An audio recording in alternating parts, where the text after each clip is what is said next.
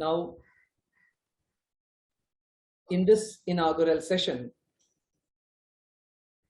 I would like to invite Sri Nagaraj Paturi ji, who is the director of Indic Academy, to give the background about this conference on Hindu meditation traditions and techniques. A few words of introduction about Professor Nagaraj ji. Dr. Nagaraj ji is the director of Intergurukula University Center for Indic Knowledge Systems of Indic Academy, and Sri Nagaraj ji is trained in Samskrita, Advaita Vedanta by his hyperglot, polymath and spiritually accomplished Sakala Shastra Parangata father, late Sri Paturi Sitarama Anjaneyulu ji. And for the last 30 years, Sri Nagaraj ji has been teaching Vedic aesthetics, poetics, as applied to classical literature, traditional Indian grammar, and modern linguistics to postgraduate level students, parallel to his university career in cultural studies, specializing in folk classical Vedic interface through his fieldwork-based research. He has been teaching courses in cultural studies related courses such as qualitative research, ethnography, semiotics, cognitive cultural studies to students of design, communication, classical dance, business management, and so on, employing Vedic science approach in suitable portions of the course. Sri Nagaraj ji is also a distinguished member of various academic councils in various academic research organizations like Chinmaya Vishwavidyapeeth, Kavikula Guru Kalidasa Samskrita University, Veda Vijnana Gurukula.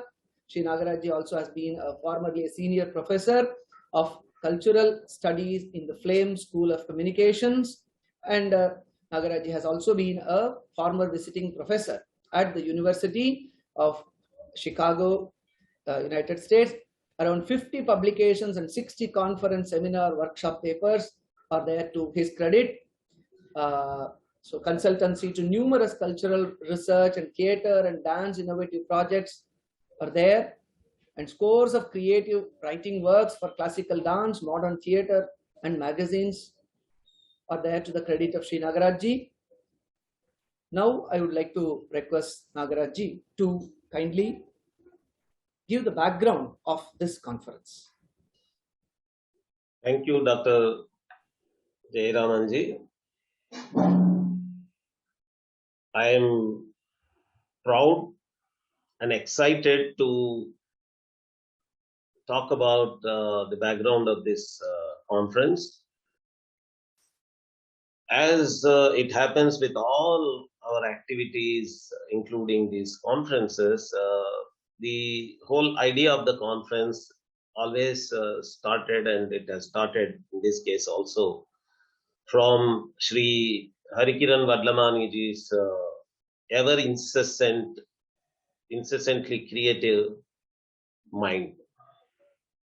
He keeps on getting these ideas how only Saraswati Devi knows, because she inspires him with newer and newer ideas. And there is a whole list of titles for various conferences he generates. And if you have observed the recent announcements for the future conferences and the past few conferences and the present one, there is a tendency in the titles of these conferences. We have been consciously and deliberately been using the word Hindu in them.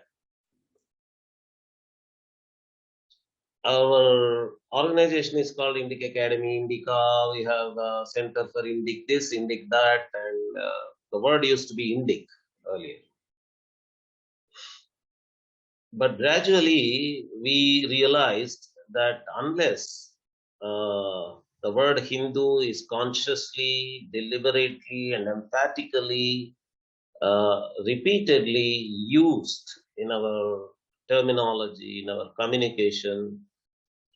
The deliberate uh, attempts to hide this identity in various aspects of our traditions and cultures cannot be countered. So we began this journey. We have been consciously titling our conferences with the word Hindu for this purpose.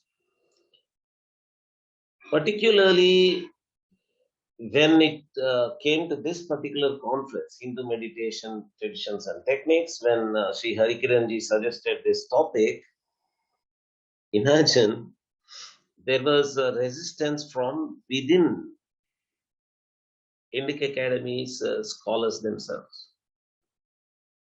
This has been happening. Whenever Sri Harikiranji suggests the word Hindu, there have been expressions of resistance.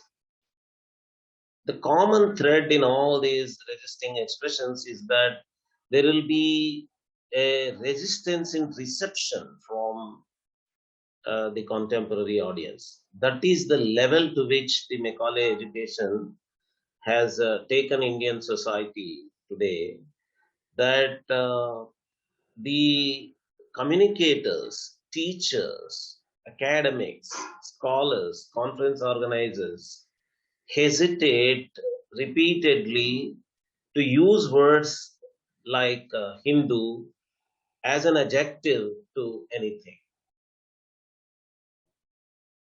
If the name of any other religion is used as an adjective to any other thing,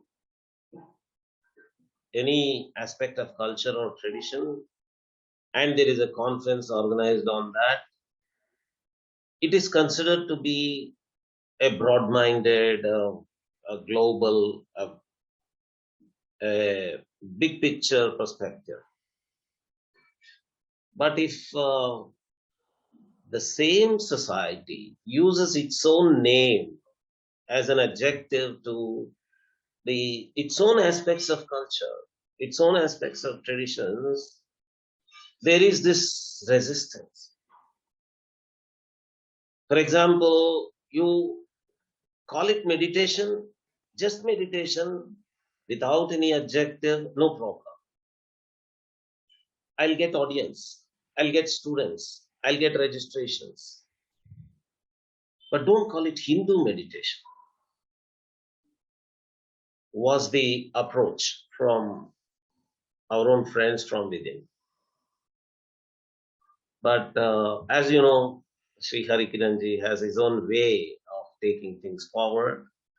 So finally, we are here. We are now organizing this conference with the same name, Hindu Meditation Traditions and Techniques, as decided by Sri Harikiranji. And we have a tagline also. In the tagline, we included the word dhyana. Actually, the word Hindu meditation is an English word. Meditation is an English word used all over the world. Hindu is a new coinage to refer to the culture of Bharatakhanda, Bharatavarsha, Bharat. We have used both, but dhyana is the insider word, emic category, to refer to what we are going to discuss for the next 2 days. Let us see the irony. All over the world, Zen Buddhism, in my young days, it was very popular. It was fashionable for youngsters to quote a Zen monk, Zen Buddhist monk. And even now, Zen is a very fashionable word. Among those who do not want to be religious but want to be spiritual, among those who do not want to claim themselves to be Hindu also, Being Hindu, they don't want to claim their Hinduness. Also, the word Zen is very popular, fashionable. And if you go to any source, random source, to know the origins of the word Zen, it takes you to dhyana. It says the word Zen comes from dhyana, the Sanskrit word. And when you study the origin of these words, it also tells you that in Chinese, it is Shan, and it is in Korean, Theon, and we can easily see the similarity of the words, and we can see how the pronunciation of the Sanskrit word dhyana has changed into all these different words. And with those names, strands of Buddhism, branches of Buddhism, sects of Buddhism are very popular, fashionable, not just popular. But we failed in making dhyana similarly fashionable among fashionable circles. Dhyana obviously is a Vedic word. We are using Hindu. Actually, we have been pushed from history to limit the word Hindu to refer to Vedic strand of Bharata culture only.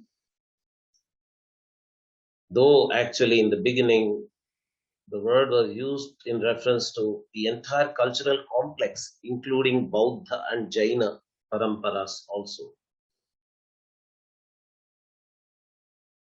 The entire culture that was available here for the foreigners crossing Indus River, for them, the whole cultural complex here was Sindhu culture.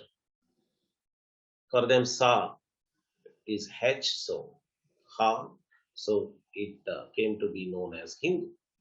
But today, because we are limiting that to Vedic, and let us see if Vedic can be used or Hindu can be used today for the purpose of identity, uh, which is consciously being hidden, diverted by scholars of Indology and other researchers all over the world who deliberately want to show that all the yoga aspects, meditation aspects, asceticism aspects that are found in the Vedanta side, in the Upanishad side of Vedic tradition, have been borrowed from Buddhism, and they are historically post Buddhist. This argument is being countered. Actually, nowadays I see a new trend among the youngsters from Western Indological circles themselves resisting these deliberate politicizing conspiracies of hiding the Vedic origins of all these things. These youngsters are bringing out, for example, there was a recent article by one Dr. Garrity on the Om meditation being in Rig Veda at the time of death, Om meditation, Pranava meditation at the time of death being a very essential practice of Rig Veda, countering Dr. Bronkhorst, who argues to the opposite. He says Bronkhorst's Greater Magadha theory proposes that everything like yoga, meditation, dhyana, all the spiritual side, all the ascetic side of Hinduism is borrowed from Buddhism. He counters that. That new trend is emerging. Probably the days of these manipulators are to be counted from now. And India is awaking. We're all awakened now. We're all claiming Hindu-ness of all these traditions and techniques by through the titles of these conferences and through all the papers. We are so lucky to have got. Actually, we were excited. See, Harikiranji, Ramanji, and myself were so excited to receive such a very great reception from the scholars and practitioners. Such a diversity of topics has been covered. People have come up with wonderful ideas. Shri Manish ji, who was there throughout during the formulation of the ideas of this conference, brought up a wonderful and pertinent topic of whether the word Dhimahi in Gayatri Mantra, how is it interpreted? That is crucial. That is the key of the whole origin, Vedic origin of the idea of dhyana. And what people do usually is nowadays, in this attempt of manipulation, is that there is a derivation of the word dhimahi from another dhatu dha, to hold, which is the origin dhatu for dharana of yoga. They take this and they say dhimahi comes from that dhatu, not from the other dhatu. That is useful for them. So they go with that. Though technically the word dhimahi can be derived from both the dhatus in the same sense. Sayanacharya in his bhashya for Gayatri Mantra takes dhi only as the origin. We go with our parampara, we go with our bhashyakaras like Sayanacharya, and we go with dhi only. So if we go with the dhi as the meaning, not only because Sayanacharya has said that, friends, please remember the whole Nitya Karma of Sandhya Vandana, its formulation, its inclusion in Vedic rituals, and inclusion of Gayatri Mantra in Yajna Karmas throughout, everywhere, and the discussions in Brahmanas and Aranyakas about Gayatri Mantra also take this meaning only,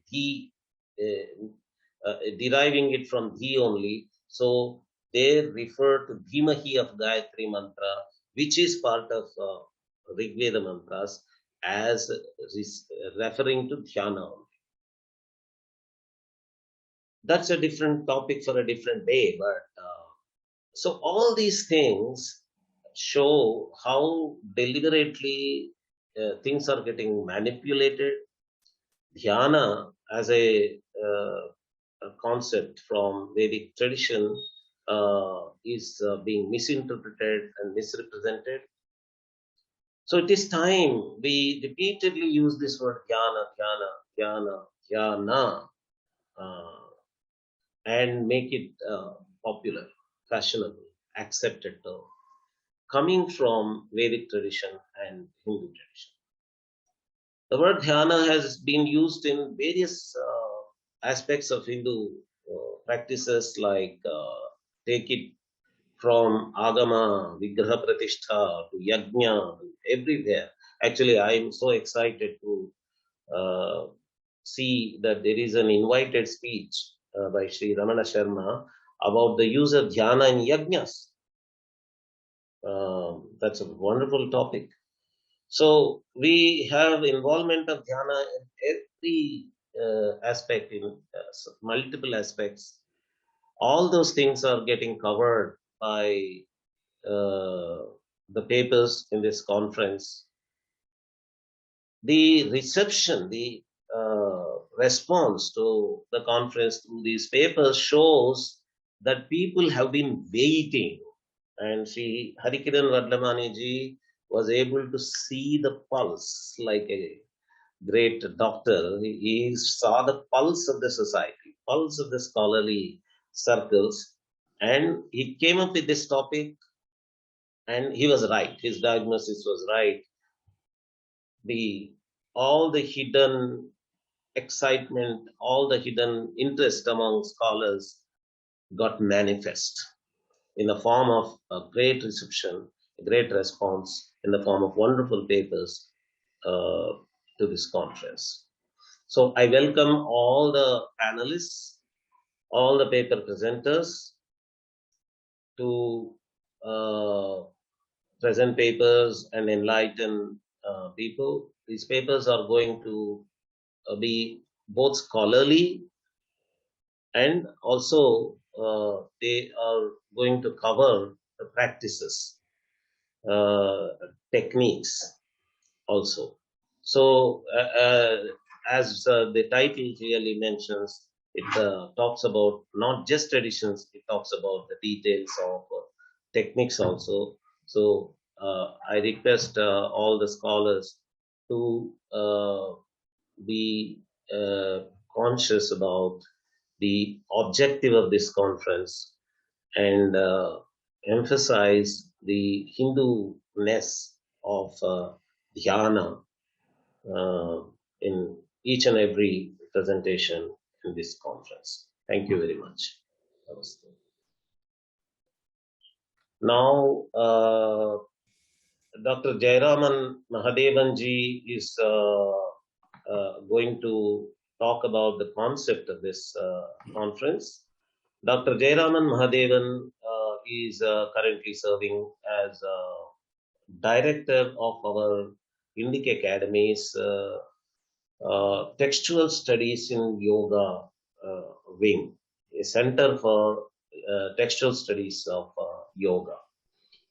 He is the research department head director in Krishnamacharya Yoga Mandiram, Chennai. As people know, among the stalwarts who popularized yoga internationally, Krishnamacharya ji was one of the leading figures. And there is Krishnamacharya Yoga Mandiram in Chennai. He is the research department head there. And he gives the scientific industrial research organization. He has a PhD in Sanskrit from the Department of Sanskrit, University of Madras. His thesis was titled "The Doctrine of Tantra Yukti, a Study." In fact, my excitement to get introduced to Dr. Jayaraman Mahadevan is also because of this Tantra Yukti only. Tantra Yukti, for the benefit of the audience, let me tell you, is the research methodology book composed for Ayurveda. Though it was composed only for Ayurveda, it covers research methodology for any scientific discipline, even contemporary scientific disciplines. It covers both the researching methodology and research draft writing methodology. Interesting. Coinciding with the contemporary books on research methodology. Contemporary books on research methodology also cover both the researching methodology and research draft presenting methodology, both. This book also interestingly has the same approach, written hundreds of years ago, centuries ago for Ayurveda. It covers the same. He has done his PhD on that. And I think after a few years, his name is going to be synonymous with popularizing the ancient Vedic research methodology through the book Tantra Yukti. He has presented 20 papers in various national and international conferences and has given talks in universities, colleges, and institutions of national eminence. He has also written books, organized seminars, funded projects, and been the guide for students pursuing their PhD. His areas of interest are yoga, Tantra Yukti, Vedanta, and he is also a great Sanskrit poet. He keeps on composing Sanskrit poetry wonderfully, every time taking up new meters and new styles of composing Sanskrit shlokas. And he is an expert in manuscript studies also. That is one of the reasons why he has taken a textual study of yoga for Indic Academy. Over to Dr. Jayaraman. Thank you very much, Nagaraj, for the introduction and also the context setting initial talk, which gave the background for the conference. your talk covered the very vital, very important aspects of the conference. So I will just briefly present the concept, and also the wonderful give a bird's eye view of what we have in store for the today and the next day of the conference. And as you had rightly mentioned in your introductory talk, that right from the Vedas, we have a lot of reference to the idea of dhyana, focusing the mind, calming the mind. We have even in that introductory detailed note of the conference, inviting papers, we have quoted from the Aitareya Vedic literature. It says, Yasyai devatayai havir grihitam syat tham manasadhyayet vashat karishyan. So before making offering into the Yajna Kunda, into the Agni, so the divinity to which the offering is to be made has to be brought into the mind. So this and many other such references in the Vedic law, repeated references in the Vedic Samhitas themselves. Krida Pashyanti Manasa Manishinaha, and this and many other such references are there to very clearly indicate the Vedic origins of dhyana. Once I had an opportunity to do a paper on the expression manasa, by the mind. So there is this expression manasa, the Tritiya Vibhakti instrumental case, the word manas is used. So by the mind, what did the yogis, what did the people of the Rigveda Samhita do? In the Rigveda Samhita, there are about 104 references to the word manasa, Tritiya Vibhakti Ekavachanam of the word manas. And very interestingly, we see that the paper emerged, so which I presented in one of the Vedic conferences organized under the Maharshi Sandipini Veda Vidya Pratisthana. So there we see a lot of meditative activity which were embedded into the practice of yajna. In the practice of yajna, this manasa expression got connected with that. So meditation on the consciousness, meditation on the prana, all those were referred right in the Rigveda Samhita itself. So based on these textual references, we can see that in this way, we can see the very Vedic origins of manas, and from those Vedic very ancient origins till the current day, the normal day-to-day puja at our residences, at every Hindu residence, we see dhyana, dhyayami, asanam samarpayami, padayoho padyam samarpayami. In the Shodashopachara puja, every festival, every puja that we do in day-to-day life, so there also dhyana is there. From the very ancient Vedic yajnas till the normal kalpokta pujas that we do, dhyana is a pervasive concept which is found in every kind of literature that we see in our Vedic Hindu tradition, as indicated by Nagaraj in the introduction itself. So take the Vedas, then the Upanishads, then the Itihasas, Ramayana, Mahabharata, and then comes the Purana lore, the Ashtadasha Puranas, the Mahapuranas, the Upapuranas, and then we get the Agamas, the Shaiva, Shakta Agamas, and when we come, and then the yoga literature proper, where we see the Patanjali Yoga Sutras and the Hatha Yoga literature. There again we find Nadanusandhana, Pranalaya Upaya, and then Manolaya Upayas. So, and the entire Hatha Yogic, Raja Yogic literature that we have, and then the Yoga Upanishad literature. There again we have innumerable references to dhyana, and then the Yoga Vedanta combination there are evident in those Yoga Upanishads, and also later we see in Yoga Vasishta. There also, which is a convergence of Yoga and Vedanta. There also we see a lot of dhyana related practices described, discussed elaborately there. And not only in these texts, there are also living traditions of dhyana in every part of the country. in every part of the country. One is Krishnamacharya tradition, then we have the Shivananda tradition, then we have the Kuvalayananda, Swami Kuvalayananda's tradition, and in Haridwar and Rishikesh, so many such centers of living traditions of yoga, living traditions of dhyana in the Hindu culture we see. So in this way, but as indicated by or mentioned, as clearly mentioned by Nagaraj ji, so we don't associate the adjective Hindu, unfortunately, for various reasons. So to overcome that hesitation, to connect, to rightfully claim that these are Hindu, Vedic, Sanatana practices. So this is one small step in the guidance of Hariji, Sri Hariji, Harikiran Vadlamaniji, our founder, as indicated or as mentioned in the Dhyana session by Akanksha ji, Harir Harati Papani.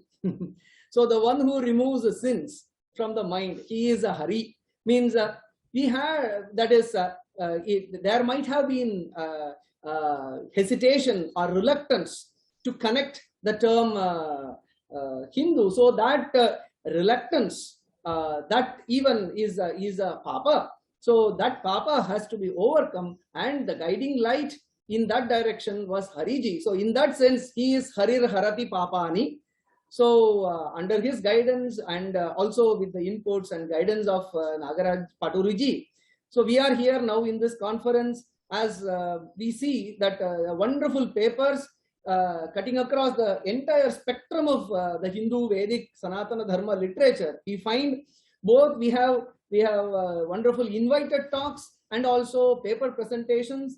We see the talks in four major themes. So the practice dimension of dhyana is covered in these paper presentations, where the pranayama aspect, the Hindu temple worship aspect, the Manasa Puja aspect, and even the Sattvika diet prescription for the conducive practice of dhyana. So all these have been covered under the all papers on these topics you can expect in the practical dimension of dhyana.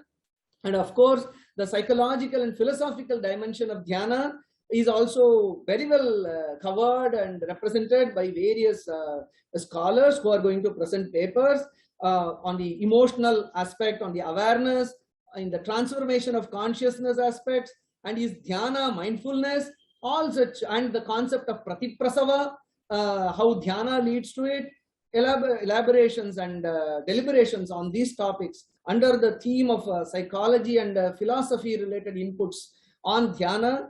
And then of course a lot of papers on textual inputs on the various practices of dhyana, right from the Upanishads, and then from Mahabharata, from the Vedantic literature, Shaivagama, Ribhu Gita, and such other literature. The dhyana inputs that we have will be discussed by scholars.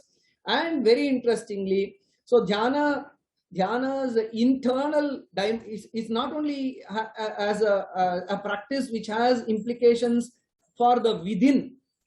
Dhyana is a practice which has an implication without also, the outside also. It is an absorption within. It can also be through a wonderful aesthetic expression without. So in that dimension, outside also the very meditative expression of art, music, dance, and then architecture itself. So the landscape, the dhyana related landscapes, all these are again covered in the papers by scholars. And of course, these are the topics for the papers. And then invited, very interesting, very insightful, invited talks are also there. Education scenario is there, and how dhyana was integrated, and how it can be now in the context of new education policy, how dhyana dimension can be integrated into the education system. And then the connection between text and practice. So the texts, how they support or how they make the practice more enriching. So the textual traditions, their importance in practice will be highlighted. And then global impact of this Hindu dhyana tradition, how it has been. So an experiential perspective on that will also be presented by scholars, and then teaching experiments and teaching experiences of dhyana for so many decades. So it will be shared by experiential practitioner, teachers, and then of course, as mentioned by Nagaraj, how in the very ancient Shrauta Yajna procedures, dhyana was very much integral part. So in this way, that this conference, though it is with the this is a humble attempt in the direction of bringing forth, bringing out the Hindu contributions in the realm of dhyana. It is rich in content, and it is hoped will enrich the teachers, the practitioners, the professionals in the field of yoga, and in the field of the practitioners of dhyana. So in this inaugural, I would like to conclude my introductory or kind of note which introduces the concept and also the content as such in the conference, which is upcoming in the next sessions.